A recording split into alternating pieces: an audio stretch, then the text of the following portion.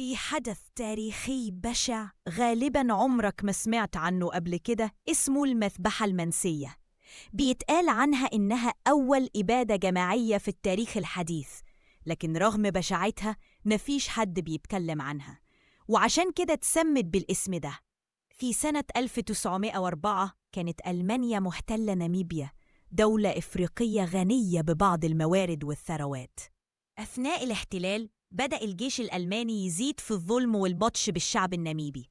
سيطروا على الأراضي الزراعية، سرقوا منهم الثروات الحيوانية والمحاصيل، وفرضوا عليهم ضرائب عالية جداً وغير منطقية، غير القوانين الظالمة والاعتقالات العشوائية والإعدامات اللي كانت بتحصل في كل مكان. الشعب الناميبي عاش في ظروف غير آدمية، فقر وجوع وعطش، مفيش أكل ولا شرب. وصلوا لمرحلة ما بقوش قادرين يتحملوا. وفي اللحظة دي واحدة من أكبر القبائل هناك اسمها قبيلة هيريرو قررت تقوم بانتفاضة وتدافع عن أرضها وكرامتها. وبعدها انضمت ليهم قبيلة تانية كبيرة اسمها ناما، ومعاهم قبائل أصغر. اللي حصل كان صدمة لألمانيا، لأنهم مش متعودين حد يعارضهم. الحكومة الألمانية غضبت غضب شديد، وبعتوا جنرال اسمه لوثر فون تروتا، واحد من أشرس الجنرالات الاستعماريين. أول ما وصل أصدر أمر عسكري مباشر: اقتلوا أي رجل أو ست أو طفل من قبائل هيريرو وناما، وأي قبيلة شاركت في الانتفاضة، مش بس الثوار، لأ، إبادة كاملة للقبائل. بدأ الجيش الألماني ينفذ الأوامر فعلاً. دخلوا القرى وقتلوا أي حد حي مهما كان سنه أو جنسه. ما كانش عندهم ذخيرة تكفي، فكانوا أوقات يقتلوهم بالسيوف، وبعد كده يسرقوا الممتلكات ويحرقوا البيوت والأراضي. القرية كلها تتحول رماد بالبشر اللي فيها.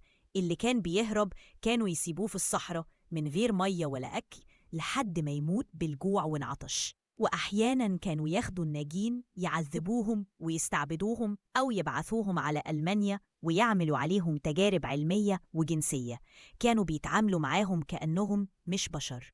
المجازر دي استمرت لفترة طويلة من غير أي محاسبة. ملايين الجثث اتركمت وأراضي كاملة اتحرقت، ضحايا بمئات الآلاف.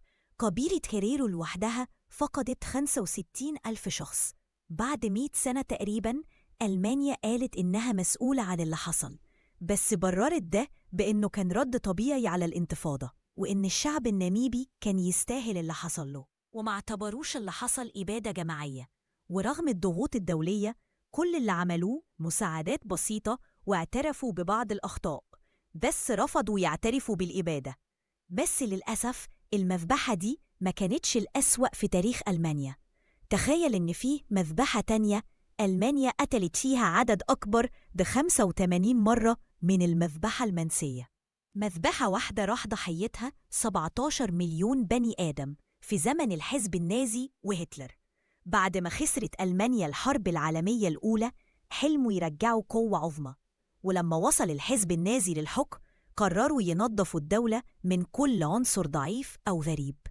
الضحايا ما بين 11 ل 17 مليون، منهم 6 مليون يهودي، لكن الباقي حوالي 10 مليون محدش بيجيب سيرتهم ولا بيتكلم عنهم. كأن التاريخ بيحكي حكاية فئة واحدة بس. وده بيوضح لك إن اللي حصل في المذبحة المنسية هو نفسه اللي حصل في الهولوكوست، هو نفسه اللي حصل في الحرب العالمية التانية اللي مات فيها 60 مليون بني آدم، والسبب دايماً ألمانيا.